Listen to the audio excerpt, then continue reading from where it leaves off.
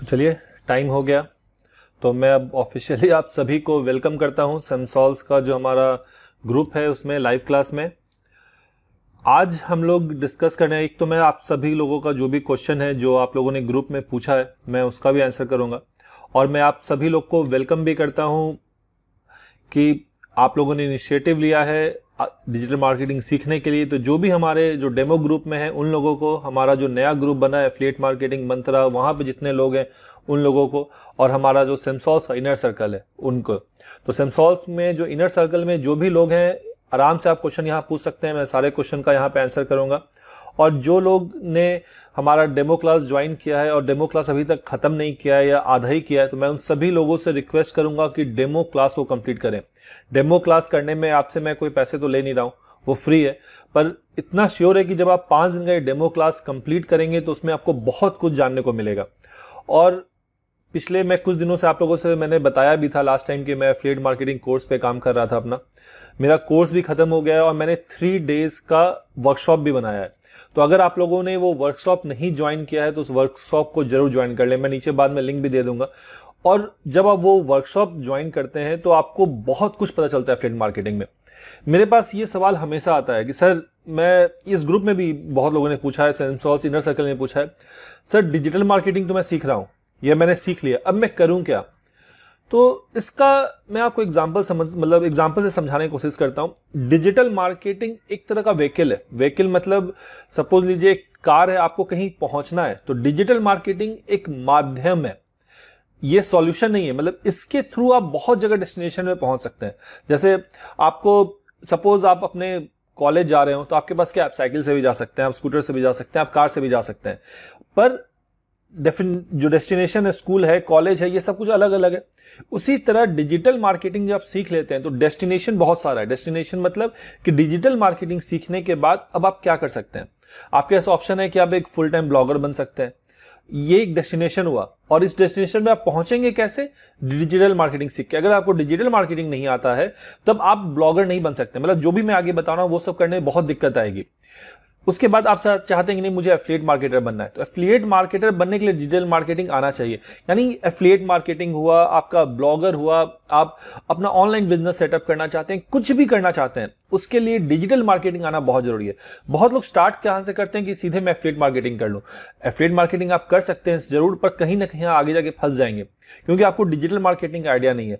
इसीलिए सबसे पहले आपको डिजिटल मार्केटिंग का कंप्लीट आइडिया होना चाहिए। एक बार आपको डिजिटल मार्केटिंग का आइडिया हो गया, उसके बाद आप किसी भी प्लेटफॉर्म पे जा सकते हैं। और सबसे बेस्ट प्लेटफॉर्म है, सबसे बेस्ट डेस्टिनेशन है एफिलिएट मार्केटिंग, क्योंकि इसमें क्या होता है, आपको अपने प्रोडक्ट का कोई टेंशन नहीं कि आपको कौन सा प्रोडक्ट चाहिए, आपको अपनी सर्विस के लिए नहीं जरूरत है, आपको वो जो प्रोडक्ट है उसको प्रोक्योर नहीं करना है, उसे खरीदना नहीं है। वो सब कुछ क्या है, आपको थर्ड पार्टी है जो मैनेज करने वाला है सब कुछ। आपको सिर्फ कॉन्सेंट्रेट कहां करना है, डिजिटल मार्केटिंग में, क्योंकि आपने वो सीखा है और उसमें आपको स्पेशलाइजेशन है। जब आपका पूरा एनर्जी सिर्फ एक चीज में लगता है तो आपका चांसेस ऑफ ग्रोथ बहुत बढ़ जाता है। बहुत लोग क्या करते हैं कि स्टार्टिंग में अगर जिनका फैमिली बिजनेस है या पहले से ई कॉमर्स शॉप है तो बहुत अच्छा है, पर सीधे डिजिटल मार्केटिंग सीख के वो क्या करते हैं कि स्टार्ट कर देते हैं ई कॉमर्स साइट। अगर आपके पास टीम है तो बहुत अच्छा है, पर अगर आप सिंगल हैंडेडली काम करें तो वहां पे आपको दिक्कत आने वाली है। क्योंकि जब आप एक ई कॉमर्स स्टार्ट करेंगे तो आपको क्या होगा, आपके वेबसाइट पे आपको रेगुलर प्रोडक्ट्स अपडेट करना है, प्रोडक्ट्स प्रोक्योर करना है, प्रोडक्ट आप लाएंगे, बेचेंगे, रिटर्न आएगा, उसका पेमेंट का प्रॉब्लम, बहुत सारी कहानियां हैं, कभी चार्जबैक होता है। और इसके कारण क्या होता है कि आप सारा एनर्जी वहां लगाने लगते हैं और आपका जो मार्केटिंग में जो एनर्जी लगना चाहिए वो खत्म हो जाता है। इसीलिए मैं सबको यही सजेस्ट करता हूं, अगर आपके पास कोई प्रोडक्ट या सर्विस आपका अपना खुद का नहीं है तो आप एफिलिएट मार्केटिंग की तरफ जाएं। एफिलिएट मार्केटिंग मतलब किसी और का प्रोडक्ट, किसी और की सर्विस को आप प्रमोट कर रहे हो और आपने डिजिटल मार्केटिंग सीखा है, तो आपका ऑब्जेक्टिव होना चाहिए कि पूरी तरह से मैं डिजिटल मार्केटिंग में कॉन्फिडेंस लाऊं। और एफिलिएट मार्केटिंग में आपका इन्वेस्टमेंट जीरो है, क्योंकि अगर आप 3 डेज का वर्कशॉप करेंगे मेरा, तो उससे आपको क्लियर हो जाएगा कि एक एफिलिएट मार्केटिंग बिजनेस स्टार्ट करने के लिए आपको स्किल चाहिए जो आप सीख रहे हैं, या इसमें और कुछ इन्हांस्ड आपको चाहिए। उसके अलावा आपको वेबसाइट चाहिए और होस्टिंग चाहिए, और कुछ नहीं चाहिए एफिलिएट मार्केटिंग। अगर ये चीज देने के लिए तैयार है, टाइम देने को तैयार है, तब एफिलिएट मार्केटिंग जा सकते हैं। फिर मैं बता रहा हूं, एफिलिएट मार्केटिंग एक डेस्टिनेशन है। इस जगह पहुंचने के लिए एफिलिएट मार्केटिंग में एक्सेल करने के लिए आपको डिजिटल मार्केटिंग आना चाहिए। अगर आप डिजिटल मार्केटिंग सही से आता है आपको, तब एफिलिएट मार्केटिंग कर सकते हैं। अब जब मैं बार बार डिजिटल मार्केटिंग बोल रहा हूं तो आप बहुत लोगों को पता है डिजिटल मार्केटिंग के बहुत सारे मॉड्यूल्स हैं। मैंने अपने कोर्स में अराउंड 23 मॉड्यूल्स डाला है। पर जब हम लोग डिजिटल मार्केटिंग एक एफिलिएट मार्केटिंग के लिए बात कर रहे हैं तो आपको कुछ चीजें की जरूरत है। सबसे पहले प्रोडक्ट, आपको एक राइट प्रोडक्ट चाहिए। प्रोडक्ट आप कुछ भी उठा सकते हैं। जब आप मेरा 3 डे का वर्कशॉप करेंगे तो आपको उसका बारे में बहुत सा आइडिया लगेगा कि क्या होता है। तो प्रोडक्ट हो गया। प्रोडक्ट के बाद आपको चाहिए लैंडिंग पेज। लैंडिंग पेज यहाँ या वेबसाइट, ये 2 चीज मस्ट है।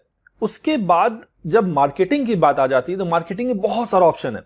आप ऑर्गेनिक वे में जा सकते हैं, आप गूगल एड्स रन कर सकते हैं, फेसबुक एड रन कर सकते हैं, लिंक्डइन एड रन कर सकते हैं, ट्विटर कर सकते हैं, बहुत सारा ऑप्शन है। आपको वहां कंफ्यूज नहीं होना है।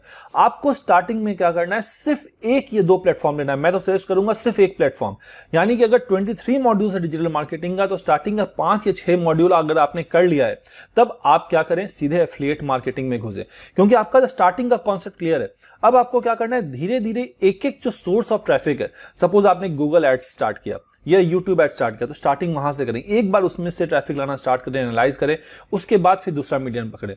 तो ये नहीं सोच के चलना है कि नहीं मैं पूरा का पूरा कंप्लीट कर लूंगी, एक एक जो भी ट्रैफिक सोर्सेज है सारा यूज कर लूं, उसके बाद मैं अपना जो एफिलिएट मार्केटिंग का बिजनेस स्टार्ट करूंगा। ऐसा नहीं होता है। बहुत बड़े बड़े बिजनेस भी ऐसे हैं जो मुश्किल से 3 या 4 अपना सोर्स ऑफ ट्रैफिक यूज करते हैं, सारे सोर्स को नहीं यूज करते हैं। जिसमें ज्यादा कन्वर्जन होता है, धीरे धीरे वो इंक्रीज करते हैं। इसीलिए आप लोगों सबको यही सजेशन है कि अगर आपके पास अपना प्रोडक्ट या सर्विस नहीं है, आप डिजिटल मार्केटिंग कोर्स कर रहे हैं, आपके दिमाग में ये चल रहा है मैं पढ़ तो रहा हूं पर मुझे प्रैक्टिकली समझ में नहीं आ रहा है, या मैं कैसे करूं। ऑब्वियस है, आप गूगल एड्स जब तक आप एड्स रन नहीं करेंगे तो आपको एड्स के बारे में कुछ पता नहीं चलेगा कि कैसे एड्स रन होता है।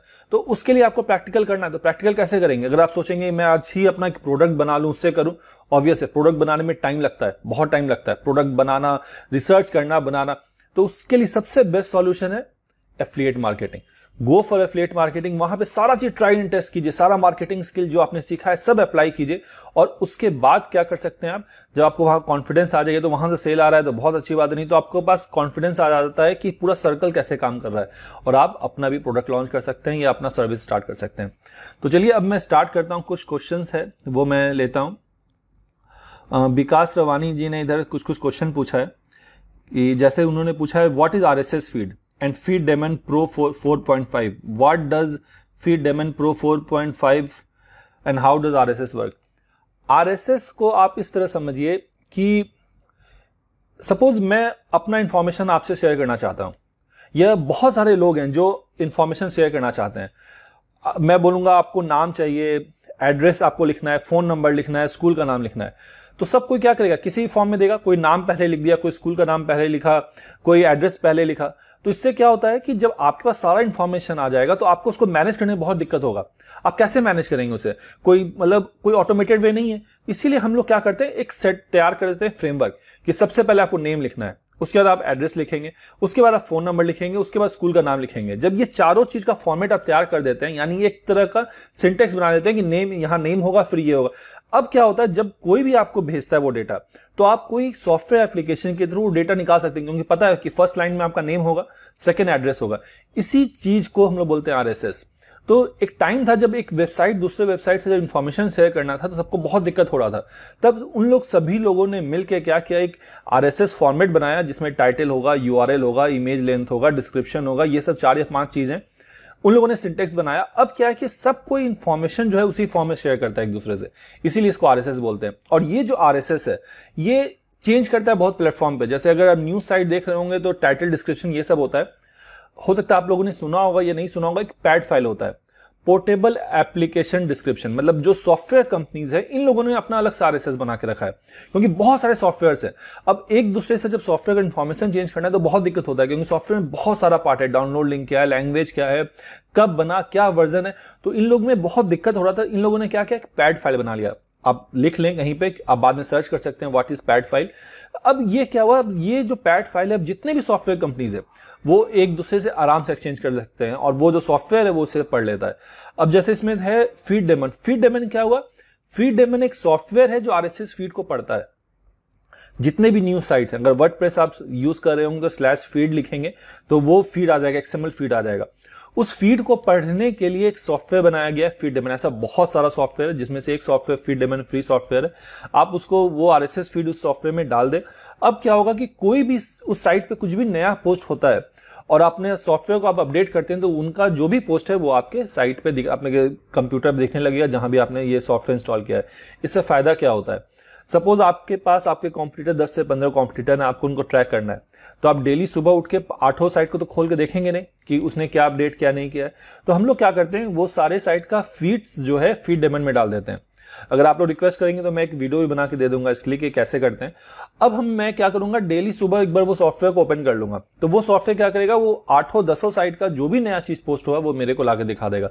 तो मेरा जो टाइम है वो वेस्ट नहीं हुआ, सारा इंफॉर्मेशन मेरे पास आ गया। और ये जो इंफॉर्मेशन है वो ये सॉफ्टवेयर सेव करके रखता है ताकि मैं बाद में भी चाहूं तो इसे आराम से यूज कर सकता हूं।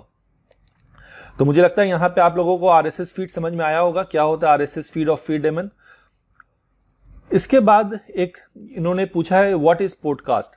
जब हम लोग नॉर्मल ब्लॉग में ब्लॉगिंग करते हैं तो हम लोग क्या कंटेंट पोस्ट करते हैं, पर जब हम लोग ऑडियो के फॉर्म में पोस्ट करना स्टार्ट करते हैं उसके हम लोग बोलते हैं पॉडकास्ट। जब आपने वॉइस को पॉडकास्टिंग करते हैं, मतलब दूसरे बहुत जगह फैलाते हैं, बहुत लोगों को देते हैं, तो वो एक तरीका है जिसका हम लोग बोलते हैं पॉडकास्ट। फिर उन्होंने पूछा है व्हाट इज वेबिनार। वेबिनार एक तरह का प्रोसेस है जहां पे आप बहुत सारे लोग जुड़ते हैं ग्रुप में और आप लाइव वीडियो शेयर करते हैं उनके साथ, और वो आगे फॉरवर्ड वगैरह नहीं कर सकते हैं, जो वीडियो होता है वो जनरली लाइव होता है। तो ये हुआ वेबिनार। ये सब जो टर्म है ना वो विकास रवानी जी आपने यहां पूछा है, बहुत अच्छी बात है, पर एक बार ये सब गूगल सर्च भी किया कीजिए। मैं अपने स्टूडेंट्स को ये कोशिश करता हूं कि मैं उन्हें इंडिपेंडेंट बनाना की कोशिश करता हूं कि डिजिटल मार्केटिंग बहुत बड़ा फील्ड है और डेली कंटिन्यूअस चेंज हो रहा है और डेली कुछ ना कुछ नया टर्म्स आएगा। तो सबसे पहले अगर आपको कुछ नहीं समझ में आ रहा हो तो सबसे पहला काम है कि गूगल पे सर्च करके बाद देखें क्या होता है। अगर नहीं समझ में आ रहा है तो मैं तो हूं यहाँ पे, पर ये सब बहुत कॉमन टर्म है, आराम से आप समझ जाएंगे। और जनरली होता क्या है ना, जब आप पढ़ाई कर रहे हो आपको एक नया टर्म मिला और आप इस इंतजार में रुक जाएंगे कि मैं सीधे सर से पूछ लूंगा, तो क्या होगा, आपका जो पढ़ने का जो स्पीड है वो भी स्लो हो जाता है। तो सबसे पहले गूगल सर्च करें, कुछ प्रॉब्लम हो, वहां नहीं समझ में आ रहा हो तो मुझसे पूछें, मैं आपका हेल्प करूंगा वहां पे। उसके बाद इन्होंने पूछा है कि what is nostalgia news feed in Facebook marketing. देखिए, नॉस्टैल्जिया का मतलब होता है कि एक तरह का मार्केटिंग स्ट्रैटेजी है। जनरली हम लोग मार्केटिंग स्ट्रैटेजी बहुत तरह से करते हैं। एक होता है हम लोग पेन्स दिखाते हैं कि अगर आप ये चीज नहीं करोगे तो आपको ये हो जाएगा। आप इंश्योरेंस का आप ऐड देखते होंगे, वो दिखा रहा है कि एक्सीडेंट हो जाएगा या कुछ हो जाएगा, तो इससे नहीं होने के लिए, अगर एक्सीडेंट हो गया तो आपकी फैमिली बाद में कैसे रहेगी, प्रॉब्लम होगा, तो आप ये चीज इंश्योरेंस लो ताकि फैमिली को प्रॉब्लम नहीं हो। तो ये क्या हुआ, पैनिक बटन हुआ। नॉस्टैल्जिया में क्या होता है कि हम लोग उसको ऐसे मूड में लेके जाते हैं जहां पे वो बहुत हैप्पी मूड में हो। जैसे बैक टू स्कूल, कि आप स्कूल के जमाने में आपको कोई फिक्र नहीं था, आप एकदम पूरा फ्री थे बिल्कुल, तो वो हुआ नॉस्टैल्जिया मार्केटिंग। या हम लोग अपने पुराने फ्रेंड्स को याद करते हैं, बहुत सारे एड्स भी आप टीवी में देखते होंगे जहां पे पुराने दोस्त साथ में मिल रहे हैं। तो ये सब क्या है, नॉस्टैल्जिया मतलब है कि ऐसे मोमेंट में आपके माइंड को लेके जाना जहां पे आप टेंशन फ्री हैं, आपको किसी चीज का टेंशन नहीं, और वहां पे आप अपने प्रोडक्ट को वहां पे प्लग कर रहे हो कि अगर उस मूड में है तो आपका ये प्रोडक्ट ऐसा है। बहुत जगह सॉफ्टवेयर कंपनीज हैं वो ये ऑफर लेके आती हैं, बैक टू स्कूल ऑफर, ये सब। तो ये सब क्या एक तरह का नॉस्टैल्जिया, आपको बैक टू स्कूल मतलब स्कूल की याद दिला रहा है या कॉलेज का याद दिला रहा है, आपके ओल्ड फ्रेंड्स की याद दिला रहा है। तो ये मार्केटिंग का एक तरीका है। हम लोग फेसबुक में भी यूज करते हैं। बहुत सारा पोस्ट में आप देखे होंगे फेसबुक में कि कोई हीरो हीरोइन या एक्ट्रेस है, उनका बचपन का फोटो किसी ने डाल दिया, या बहुत ग्रुप में कि आप अभी कॉलेज में तो स्कूल टाइम में ये छोटे का फोटो डाल दिया। तो ये सब क्या है कि वो जब आप अपने यंग एज का फोटो डालते हैं या अपने फ्रेंड्स लोग का पुराना फोटो डालते हैं तो सब कुछ मूड में चल जाते हैं कि अच्छा हम लोग उस समय ऐसे थे। तो ये जो मार्केटिंग है इसको हम लोग बोलते हैं नॉस्टैल्जिया मार्केटिंग। और आपका सवाल, इसके अलावा आप लोगों के पास और जो भी सवाल है आप मुझे अभी कमेंट में पूछ सकते हैं।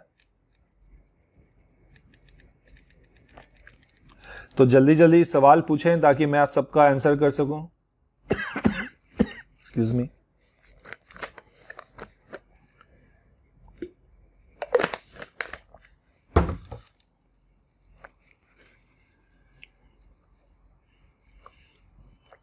तो मैं यहां ग्रुप में भी चेक कर रहा हूं कि और कुछ क्वेश्चंस है जो आप लोगों का जो मैं देख सकूं। मैं यहाँ ग्रुप में देख रहा हूँ कि बहुत लोगों ने ज्वाइन तो किया है, कोई 1 डे टास्क कर रहा है, कोई 2 डे टास्क कर रहा है, फिर उसके आगे टास्क छोड़ दे रहा है। मैं सबसे यही रिक्वेस्ट करूंगा कि ये 5 दिन का जो टास्क है वो जरूर से करें। और जो लोग मेरे सेमसॉल्स इनर सर्कल में हैं वो लोग सब कोई मेरा जो एफिलिएट मार्केटिंग का 3 डे का वर्कशॉप है उसे जरूर करें। निखिल कुमार शर्मा जी, सर नीश डिसाइड करने में दिक्कत हो रही है सर, जो अपना डोमेन दिया है उसका होस्टिंग कैसे करना है। सोनू तोमर जी, मैंने जो आपको डोमेन दिया है वो होस्टेड है, आपको उसमें कुछ नहीं करना है, आपको सिर्फ उसके एडमिन पैनल में लॉगिन करना है, आपको यूज करना है। ये एक तरह का डेमो प्लेटफॉर्म दिया गया आपको जहां पे आप अपना जो भी डिजाइन का जो टेस्टिंग है वो कर सकें। आपको होस्टिंग वगैरह सब कुछ कनेक्टेड है पूरी तरीके से। उसके पहले निखिल शर्मा जी, नीश डिसाइड करने में मुझे दिक्कत हो रही है। तो सर नीश जो है मैं पहले ही बता चुका हूं कि नीश एक ऐसा चीज है कि आपको क्या करना, आपको ऑब्जेक्टिव क्या है। नीश तो समझ में आ रहा है कि नीश आप एक कैटेगरी चूज करना चाहते हैं, पर किस चीज के लिए। आपको सबसे पहले डिसाइड करना है कि आप खुद का बिजनेस सेटअप करना चाह रहे हैं कि एफिलिएट मार्केटिंग करना चाह रहे हैं। तो आप पहले ये बताएं क्या करना चाहते हैं आप, या अपना ई कॉमर्स वेबसाइट बनाना चाह रहे हैं या बेबी प्रोडक्ट्स का ऑनलाइन, आपका पहले ऑब्जेक्टिव क्या है। उसके बाद मैं नीश के बारे में बात कर सकता हूं। नीश चूज करने में अगर आपका ये सबसे पहला प्रोजेक्ट है तो सबसे पहला अगर प्रोजेक्ट है तो ये बात हमेशा ध्यान रखें कि आप ऐसा नीश चूज करें जिसमें आपको इंटरेस्ट हो, जिसमें आपको मजा आ रहा हो काम करने में। क्योंकि पहला प्रोजेक्ट क्या होता है ना, आपको पूरा सर्कल नहीं मालूम है कैसे काम हो रहा है, तो आपको वो इंटरेस्ट जो है हमेशा शुरू से अंत तक होना चाहिए जब तक आप सक्सेसफुल नहीं हो जाए। तो पहला नीश वैसा रखिए जहां पे आपको इंटरेस्ट हो, जिस चीज में आपको करने में मजा आ रहा हो।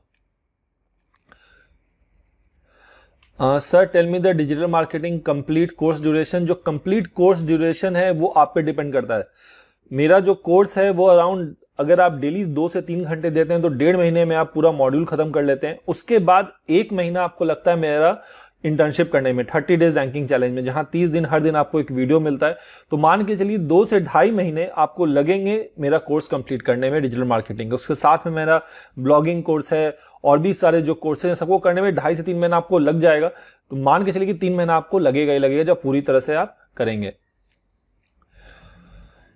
समझ नहीं आ रहा है कौन, उसकी वजह से थर्ड टास्क नहीं कर पा रहा हूं। निखिल शर्मा जी, समझ में नहीं आ रहा है कौन,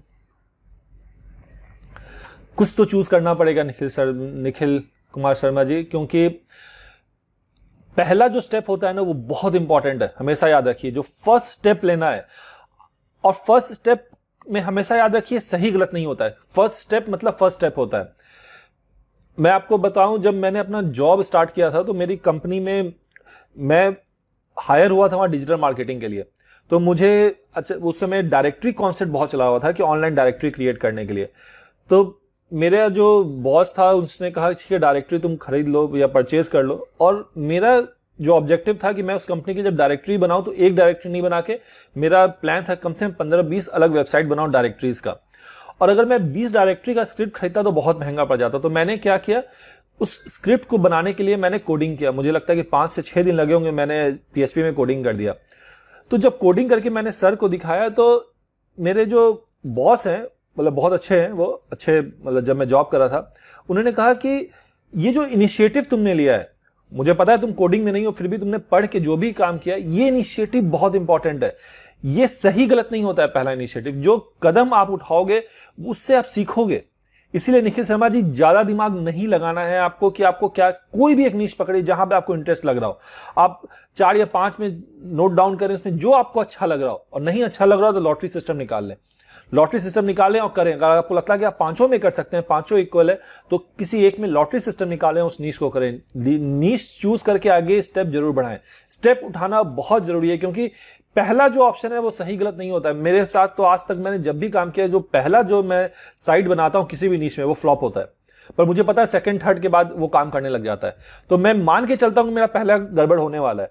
इसीलिए जो पहला स्टेप है वो आपको बहुत कुछ सिखाता है। अगर आप सक्सेसफुल हो गए तो बहुत अच्छी बात है, नहीं भी हुए तो ये हमेशा याद रखिए कि वो आपको इतना चीज सिखा देगा कि नेक्स्ट टाइम आप वो गलती नहीं करेंगे। इसीलिए इंपॉर्टेंट यहां पर यह हो जाता है कि आप स्टेप लें, कोई भी नीश चूज करें और आगे बढ़ें।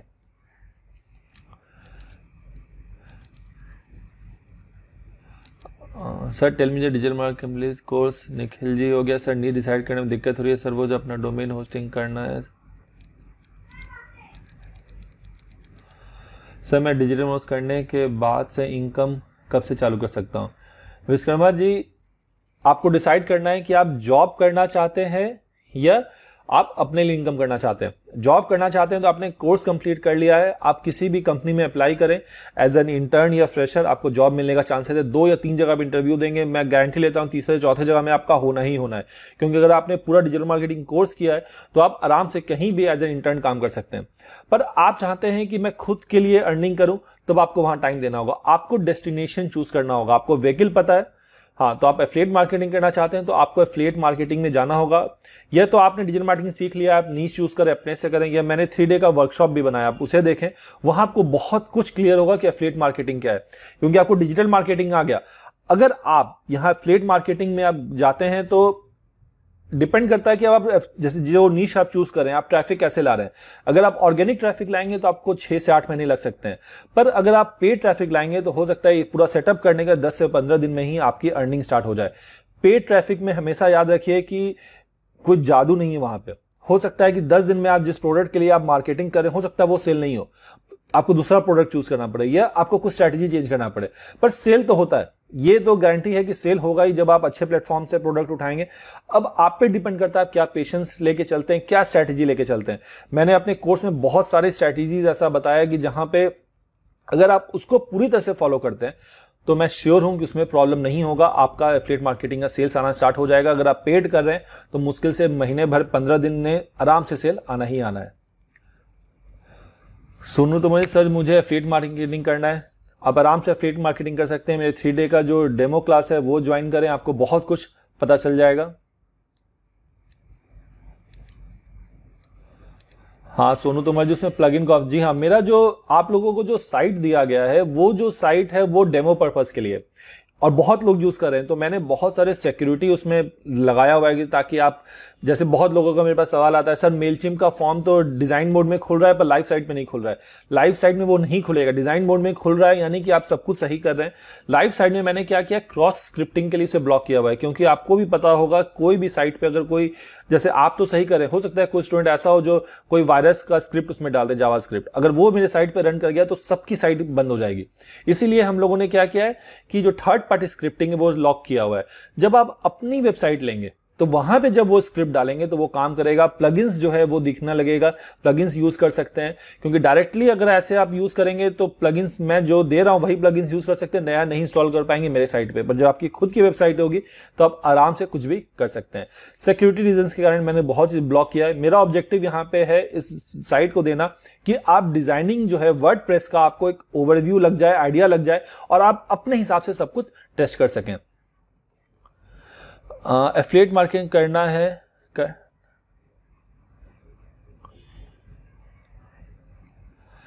अश्विनी जी, क्वेश्चन आपका क्लियर नहीं है। एफिलिएट मार्केटिंग कैसे शुरू करना है?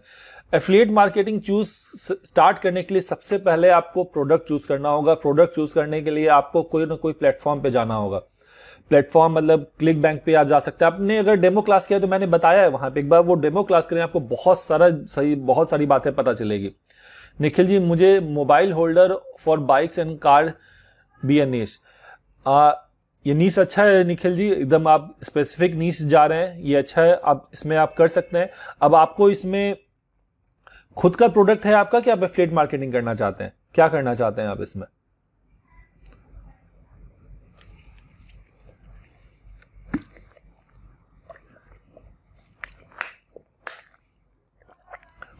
अगर आपका खुद का सारा प्रोडक्ट है तो आपको अपना ई कॉमर्स वेबसाइट बनाना पड़ेगा, आप फेसबुक एड्स ये सब कर सकते हैं।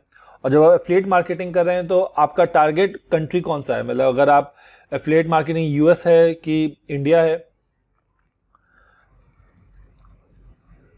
ये नीश ठीक है। मतलब अगर देखा जाए तो ये सब नीश है, नीश टू नीश पार्ट है। आप चाहें तो इसमें स्पेसिफिक जा सकते हैं, एक पर्टिकुलर साइट भी बना सकते हैं इस पे, और बहुत सारे प्रीमियम लेवल से लेके कॉस्ट इफेक्टिव आप जा सकते हैं। और अगर आप एफिलिएट मार्केटिंग करें तो मुझे लगता है आप अमेजन ही चूज करना चाहेंगे।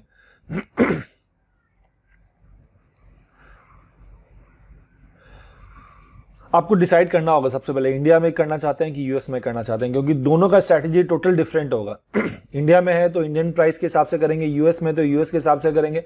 और अगर आप ई कॉमर्स वेबसाइट से जा रहे हैं तो डिफरेंट अप्रोच है, या आप नॉर्मल एक वेबसाइट से जा रहे हैं तो आपको करना क्या होगा कि टॉप 10 करके आप ये प्रमोट कर सकते हैं। अगर सपोज आपको यूट्यूब भी साथ में लेके चलना है तो आप क्या कर सकते हैं कि top 10 mobile holders for iPhone. अब वो टॉप 10 जो है वो पूरा एक ब्लॉग पोस्ट आपने बनाया, कंटेंट लिखा। अब उसके लिए आप क्या कर सकते हैं, उस पर्टिकुलर पोस्ट के लिए अपने वेबसाइट का आप ब्लॉग मतलब यूट्यूब वीडियोस बनाए, और उसके बाद यूट्यूब वीडियोस में भी आप ऐड चला सकते हैं।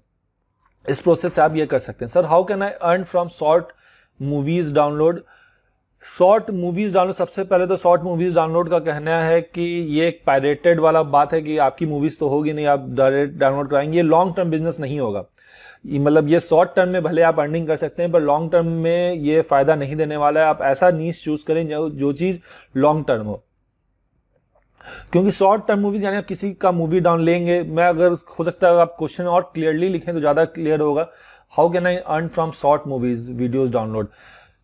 अगर शॉर्ट मूवीज खाली आप बात करें यानी किसी और का मूवीज है जो आप डाउनलोड करा के अर्न करना चाहते हैं, तो बहुत प्रॉब्लम इसमें हो सकता है। आपका गूगल एडसेंस का अकाउंट भी यहाँ पे ब्लॉक हो जाता है, तो इसीलिए इसमें थोड़ा गड़बड़ बात है, मतलब चीज है यहाँ पे। हाँ, पर अगर सपोज आप ये करना चाहते हैं कि कोई यूएस की मूवीज है, इंग्लिश मूवी है या चाइनीज मूवी है, उसको आप हिंदी में कन्वर्ट करें, 15 मिनट का वीडियो बनाए।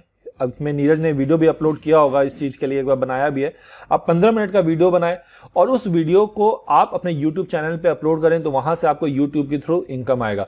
पर आप सिंपली किसी भी मूवीज को डाउनलोड करने का ऑप्शन दे रहे हैं तो वो लीगली भी सही नहीं है और ये लॉन्ग टर्म नहीं है। कोई ना कोई इसमें कॉपीराइट स्ट्राइक दे देगा, कोई ना कोई कंप्लेन कर देगा, आपकी वेबसाइट बंद हो जाएगी, आपने जो भी मेहनत किया है सब खत्म हो जाएगा। एफिलिएट मार्केटिंग या डिजिटल मार्केटिंग में बहुत सारा ऐसा फील्ड है, या मैक्सिमम फील्ड ऐसा है जो लेजिटमेट है, मतलब कि आप फुल टाइम बिजनेस कर सकते हैं। मैं पिछले 16 साल से डिजिटल मार्केटिंग कर रहा हूँ, एफिलिएट मार्केटिंग कर रहा हूँ, और जो भी कर रहा हूँ सब लीगल फॉर्म में कर रहा हूँ। इसीलिए ऐसा चूज कीजिए, चीज ऐसा सेलेक्ट करें ताकि वो आपको आगे चल के हेल्प करे। सर आपका कोर्स करने के बाद कब से इनकम चालू हो सकता है? फिर यही सवाल आप पूछ रहे हैं, ये टोटली आप पे डिपेंड करता है कि आप क्या करना चाहते हैं। सर उस एफिलिएट पे कुछ बताएं कि क्या की फैक्टर्स होंगे जिनको ध्यान रखना चाहिए।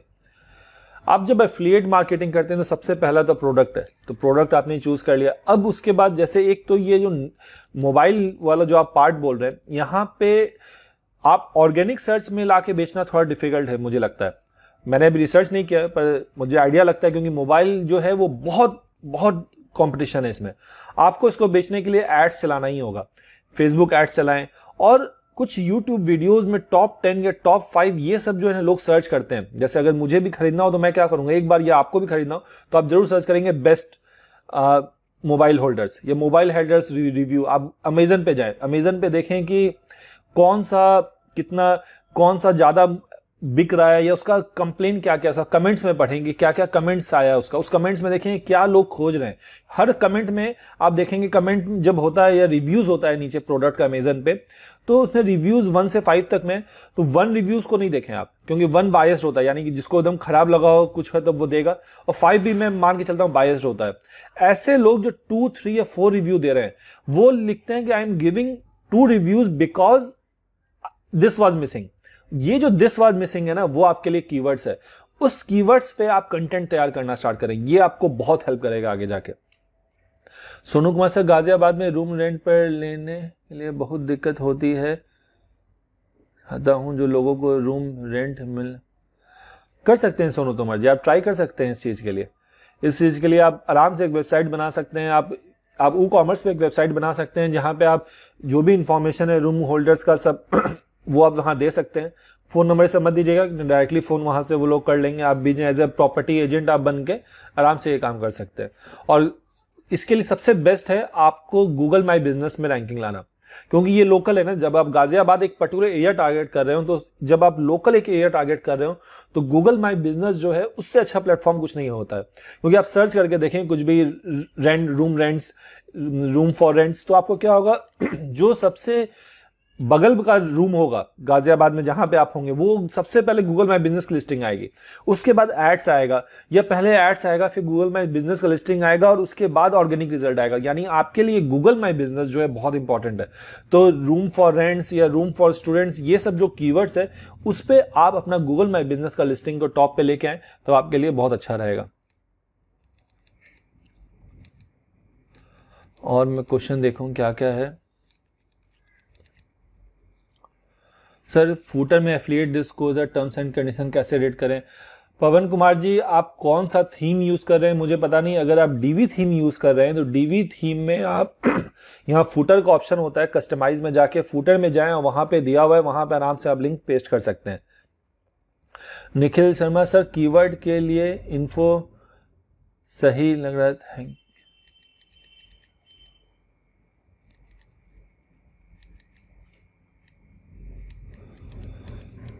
तो मुझे लगता है निखिल कुमार जी आपको क्लियर होगा जो मैंने आपको बताया। अगर और भी आप लोगों के पास कोई भी क्वेश्चन है तो आप मुझसे पूछ सकते हैं, अभी मैं भी आप लोगों के साथ हूं। और आपको कुछ कुछ आवाज आ रहा होगा, ये दिन के टाइम यही है, कुछ ना कुछ आवाज इधर उधर से आती रहती है।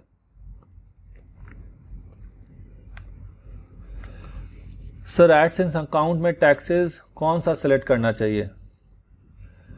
मुझे एडसेंस अकाउंट क्रिएट किए हुए मुझे लगता है कि 14-15 साल पहले मैंने क्रिएट किया था, मुझे आइडिया नहीं है। मैं देख के बता पाऊंगा। ऑप्शन क्या है तो आप, अगर आपके पास है अभी तो आप बता सकते हैं कि क्या क्या ऑप्शन आपको दे रहा है। जनरली एडसेंस में ऑप्शन होता है कि जब मैंने बनाया था तो ये तो आप पर्सनल अकाउंट क्रिएट कर सकते हैं या बिजनेस अकाउंट। जब पर्सनल अकाउंट क्रिएट कर रहे हो तो टैक्सेस में तो जो इंडिया का जो नॉर्म्स है वही, क्योंकि पेमेंट आपको यहाँ इंडिया में लेना है तो इंडियन टैक्स के अकॉर्डिंग जो भी इंफॉर्मेशन है वो आपको यहाँ पे डालना होगा।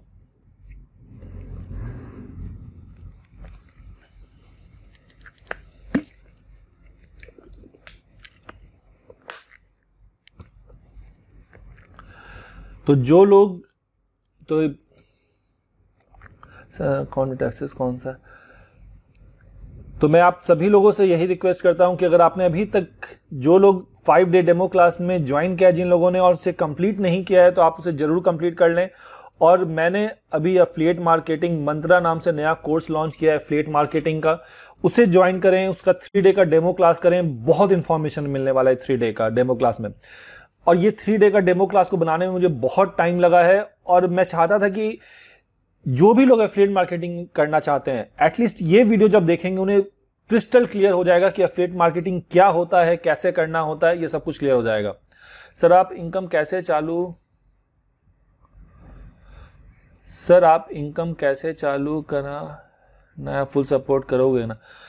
मेरे से जितना सपोर्ट बनता है मैं पूरी तरह से सपोर्ट करूंगा। जो भी इंफॉर्मेशन आपको चाहिए मैं आपको दूंगा, उसमें आपको कोई दिक्कत नहीं है। बस आप इनिशिएटिव लें, स्टेप आगे बढ़ाएं और पेशेंस रखें। मैं पूरी तरह से आपका हेल्प करने वाला हूं। Mehul Anand ji, sir how can I get the free domain? Mehul ji, अगर आपने हमारा कोर्स ज्वाइन किया हुआ है तो हमारा इनर सर्कल में आप खाली रिक्वेस्ट कर दें, नया पोस्ट करें आई नीड ए डोमेन और अपना ईमेल एड्रेस डाल दें। आपके लिए आपके मेल पे आपका जो डोमेन है वो आपको मिल जाएगा। जो भी लोग हैं हमारे इनर सर्कल में, अगर आपको वेबसाइट की जरूरत है तो आप हमारे इनर सर्कल में डालें क्वेश्चन, इनर सर्कल में अपना ईमेल एड्रेस शेयर करें, आपको आपके मेल पे जो आपका डोमेन नेम है वो आपको मिल जाएगा। और डोमेन नेम जरूर लें, क्योंकि जब आप डोमेन नेम लेते हैं तो आपको वहां डिजाइनिंग का जो भी पार्ट है आप वहां पे सीख सकते हैं कि कैसे, जो भी मैंने वीडियो में बताया डीवी थीम में कैसे कैसे क्या काम होता है, सारा कुछ आपको वहां पे आराम से आप कर सकते हैं। आपको कंप्लीट आइडिया लग जाता है कि कैसे वर्डप्रेस में वेबसाइट डिजाइनिंग होती है। क्योंकि एक वेबसाइट डिजाइनिंग जब आपको डिजिटल मार्केटिंग में घुसता है तो सबसे पहले उसको यही लगता है कि मैं वेबसाइट डिजाइनिंग कैसे करूंगा, वहीं पे वो अटकता है। तो उसी के लिए, इसी सॉल्यूशन के लिए हम लोगों ने ये डोमेन देना स्टार्ट किया है ताकि आप आराम से वो डोमेन को यूज कर सकें। AHRF में फ्री वर्जन किस हद तक सही है इतना यूज करना? आप यूज कर सकते हैं AHRF से, आपको बहुत सारा इंफॉर्मेशन मिलता है, पर वो आपके वेबसाइट के लिए इंफॉर्मेशन मिलता है। AHRF एक एडवांस प्लेटफॉर्म है पर बहुत अच्छा प्लेटफॉर्म है। जब आपको डिजिटल मार्केटिंग के बारे में, लिंक बिल्डिंग, ये सब के बारे में कंप्लीट आइडिया हो जाए तब AHRF ये सब टूल्स यूज करें। ये सब आगे जाके टूल्स आपके एफिशिएंसी को इंक्रीज करता है। और ये AHRF का जो फ्री में तो उतना इन्फॉर्मेशन नहीं मिलता है, पर इसका जो पेड अकाउंट है उसमें बहुत इन्फॉर्मेशन मिलता है। पर पेड अकाउंट जो बहुत महंगा है, इसीलिए हम लोग क्या करते हैं ना, बहुत सारा शेयरिंग अकाउंट्स है। निखिल जी, अगर आपको Ahref पेड यूज करना है तो मैं आपको यहाँ पे लिंक दे दूंगा। वहां पे क्या है कि ग्रुप्स होता है, एसईओ ग्रुप्स बोलते हैं, वो लोग मिलके एक अकाउंट परचेज करते हैं और बहुत लोग यूज करते हैं, तो वो हमें बहुत सस्ता पड़ जाता है। तो आप वहां से वो अकाउंट ले सकते हैं, वो आपको बहुत हेल्प करेगा आगे चल के। तो अभी भी अगर आप लोगों के पास और भी कोई भी सवाल है तो आप मुझसे पूछें, मैं अभी यहीं पे हूं। एक बार मैं अपने ग्रुप में भी देख लेता हूं कि और कोई सवाल है जो मिस नहीं हो।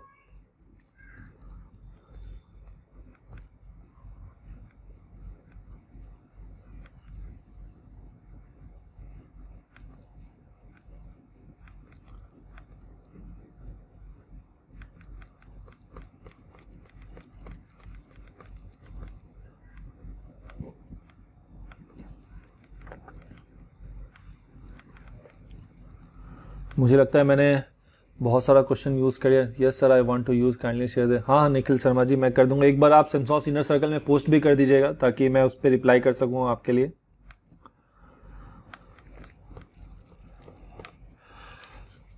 अगर आप लोगों के पास कोई भी सवाल है तो आप मुझसे भी पूछ सकते हैं। और जो लोग हमारा 5 डे डेमो क्लास का ग्रुप ज्वाइन किया है या एफिलिएट मार्केटिंग मंत्रा का ग्रुप ज्वाइन किया और उन्होंने अभी तक वीडियो कंप्लीट नहीं किया है तो वीडियो को जरूर कंप्लीट करें, क्योंकि वो आपको डिजिटल मार्केटिंग के बारे में और एफिलिएट मार्केटिंग के बारे में बहुत सारा इंफॉर्मेशन देने वाला है। निखिल शर्मा जी, लिंक बिल्डिंग पे कुछ हाईलाइट कीजिए। लिंक बिल्डिंग जो है एक कंटिन्यूअस प्रोसेस है, हमेशा आपको एक लिंक बिल्ड करना होगा धीरे धीरे अपने साइट पर। मैं सजेस्ट यही करता हूं, जब आपकी नई साइट है तो आप स्टार्टिंग में अपने वेबसाइट पर लिंक्स नहीं बिल्ड करें। आप एटलीस्ट 3 से 4 महीना 5 महीना तक छोड़े। मतलब कहने का मतलब है कि जब आप एक कंटेंट डाल लेते हैं अपने वेबसाइट पे तो कुछ दिन तक गूगल को एनालाइज करने दें और एक रैंक लाने दें। सपोज आपने कंटेंट डाला और आप टारगेट कर रहे हैं मोबाइल होल्डर्स फॉर आईफोन, आपने अपने ब्लॉग में 40-50 पेज कंटेंट डाल दिया है। आप इंतजार करें, देखें कि एक बार जब वो पूरा साइट कैशे में चल जाए गूगल के, तो गूगल उसको कहां रैंक दे रहा है। सपोज हो सकता है 3rd पेज में रैंक दे रहा हो और ये रैंक 1 महीने तक कंसिस्टेंट है, यानी कि गूगल ने आपके कंटेंट को इवैल्यूएट कर लिया है और आपको एक पर्टिकुलर रैंक दे दिया है। अब आप क्या करें, उसके बाद लिंक बिल्डिंग स्टार्ट करें। डे 1 से लिंक बिल्डिंग नहीं स्टार्ट करें। मतलब मेरा कहने का मतलब है कि गूगल के नजर में आपके साइट का कितना अहमियत है उसे इवैल्यूएट करने दें, उसके बाद हम अपने साइट को एंटीडोट देंगे, मतलब दवाई देंगे। मैं लिंक बिल्डिंग को दवाई मानता हूं कि दवाई उसी समय जरूरत पड़ती है वेबसाइट को जब वो बीमार पड़ता है, यानी उसकी रैंकिंग नहीं आ रही है तब मैं उसे दवाई दूंगा। तो ये दवाई है लिंक बिल्डिंग। और लिंक बिल्डिंग हमेशा कोशिश करें कि अच्छे लिंक्स दें।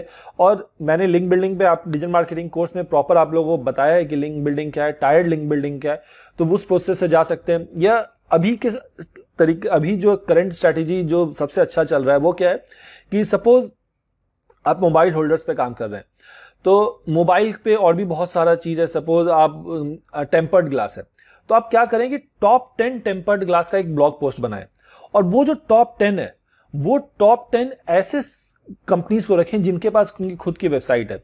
और ये जो साइट है वो क्या करें कि आप लोकल टारगेट करें। सपोज आप यूपी या गाजियाबाद में रह रहे हैं तो आप गाजियाबाद टारगेट करेंगे, टॉप 10 स्क्रीन गार्ड इन गाजियाबाद। अब क्या होगा कि ये गाजियाबाद का जो पेज आपका रैंक करने लगेगा टॉप 5 या टॉप 10 में। अब आप क्या करें, ये 10 कंपनी को मेल करें कि मैंने आपकी लिस्टिंग यहां डाली है, आप मेरे साइट पे कहीं लिंक डालें तो मैं आपका यहां लिस्टिंग रखूंगा, नहीं तो मैं यहां रिप्लेस कर दूंगा। उनको कोई प्रॉब्लम नहीं होगा। वो अपने साइट पे 10 में से 3 या 4 लोग आपके साइट को लिंक करना स्टार्ट कर देंगे और इसी तरह लिंक बिल्डिंग मिलेगा। हम लोग डायरेक्टली क्या कोशिश करते हैं ना, डायरेक्टली सामने वाले को बोलते हैं मुझे लिंक दे दो, वो नहीं देगा।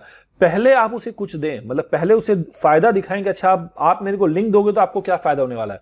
ये कि इस पर्टिकुलर कीवर्ड पे मेरा पेज रैंक कर रहा है, यहां पे ट्रैफिक आ रहा है, आप चाहें तो मैं आपका लिंक यहां लगा सकता हूं, शर्त यह है कि आप मेरे साइट पे लिंक लगाओ।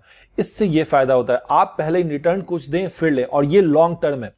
ये आप अगर मेरे साइट पे भी जाके आप देखेंगे training.samsals के ब्लॉग पोस्ट को चेक करेंगे, ऐसे बहुत सारे पोस्ट्स हैं और बहुत सारे पोस्ट हैं जहां से मुझे लिंक बैक मिलता है।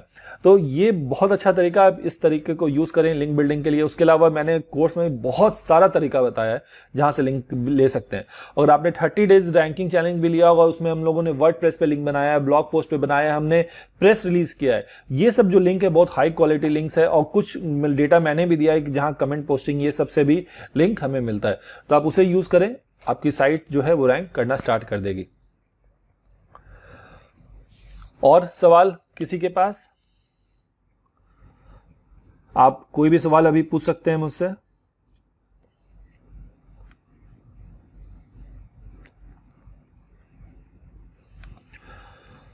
सर एक वेबसाइट है मेरी जिसको 1.5 साल हो गया है बट गूगल एडसेंस में अप्रूव नहीं हुआ, इट्स सेइंग नो कंटेंट। तो आपने कंटेंट नहीं डाला होगा वेबसाइट पे। सब वेबसाइट गूगल साइट पे अप्रूव होने के लिए आपको हाई क्वालिटी कंटेंट जो है आपके वेबसाइट पे होना चाहिए। आप कोशिश करें एटलीस्ट 25 से 30 पोस्ट उस पर्टिकुलर कीवर्ड पे डालें। इसीलिए जो 30 डेज रैंकिंग चैलेंज में मैंने किया है तो उसमें मैं कोशिश करता हूँ आपसे 8 से 10 पेज कंटेंट लिखवाने का।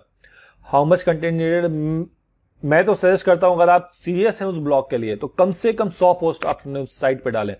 हर दिन एक या दो, मतलब हर 2 दिन पे एक पोस्ट डालें। अगले 3 महीने 4 महीने में करीबन 100 पोस्ट अपने वेबसाइट पे डाल दें। आपकी गूगल एडसेंस में तो अप्रूव होना ही होना है। अप्रूव होने के बाद आपकी अर्निंग भी चालू हो जाएगी। इसीलिए कोई भी न्यूज आप चूज करते हैं तो उस नीश में हमेशा याद रखें आपके पास पहले से एक पॉइंट लिखा हुआ हो कि ये कीवर्ड पे मैं कंटेंट तैयार कर सकता हूं। अगर आप ये कर सकते हैं, 100 पेज का कंटेंट अपने वेबसाइट पे डाल सकते हैं तो आपको कोई नहीं रोक सकता है। आपकी साइट परफॉर्म करेगी ही करेगी। मुझे लगता है निखिल जी आपको अपने सवाल का जवाब मिल गया होगा।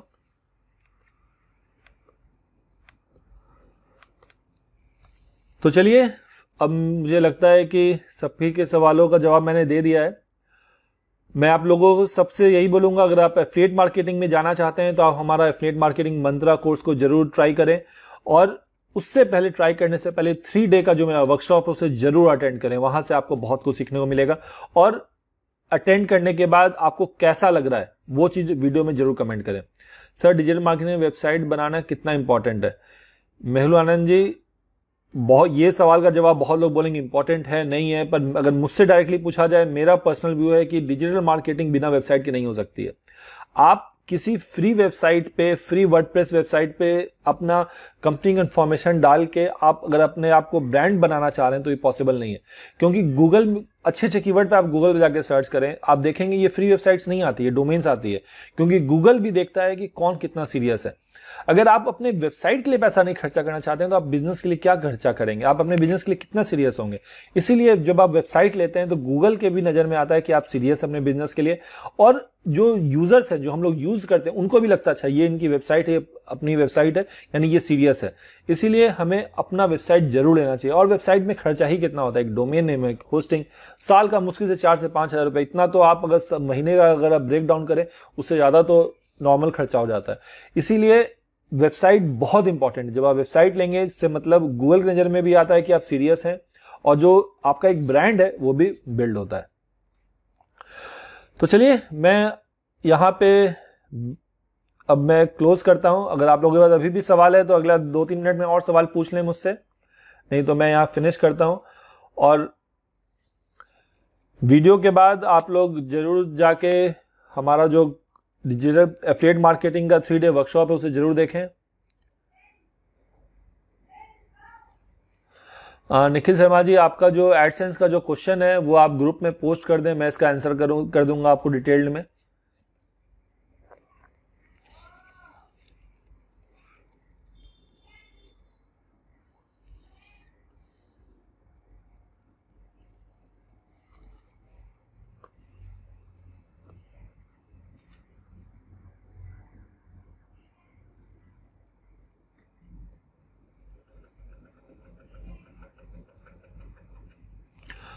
कुलदीप मेहरा जी ने सवाल पूछा है, सर नमस्कार, मैं आपका डिजिटल मार्केटिंग कोर्स लिया है और मैंने अभी उसमें 3 मॉड्यूल्स किए हैं।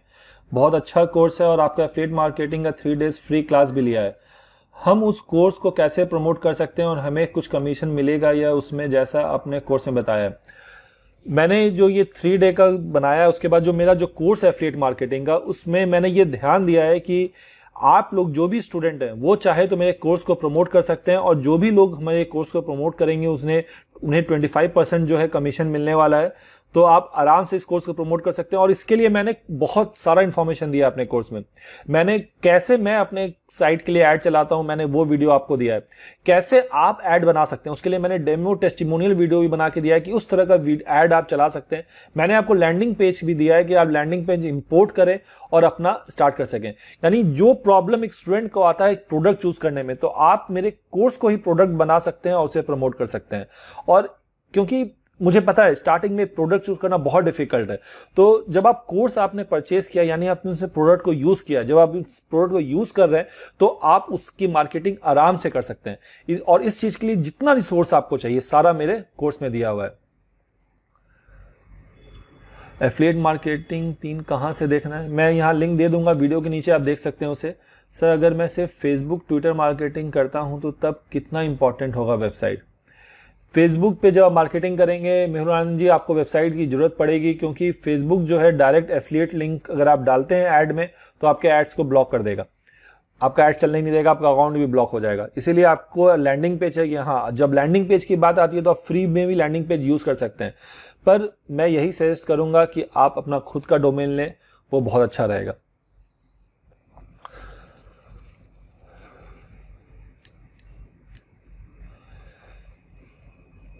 तो चलिए अब मैं आगे बढ़ता हूं और आज का सेशन यहीं पे खत्म करता हूं। आप लोगों के पास जो भी सवाल है, कुछ भी सवाल है, आप हमारा सेमसॉल्स इनर सर्कल में पूछ सकते हैं, जो हमारे स्टूडेंट्स हैं या जो लोगों ने मेरा 5 डे डेमो क्लास किया है, आप हमारे ग्रुप में क्वेश्चन पूछें, और जब मैं नेक्स्ट लाइव आऊंगा तो मैं कोशिश करूंगा सारे क्वेश्चंस को मैं आंसर करूं। तो चलिए अब मैं यहाँ पे वीडियो फिनिश करता हूं। Thank you, bye.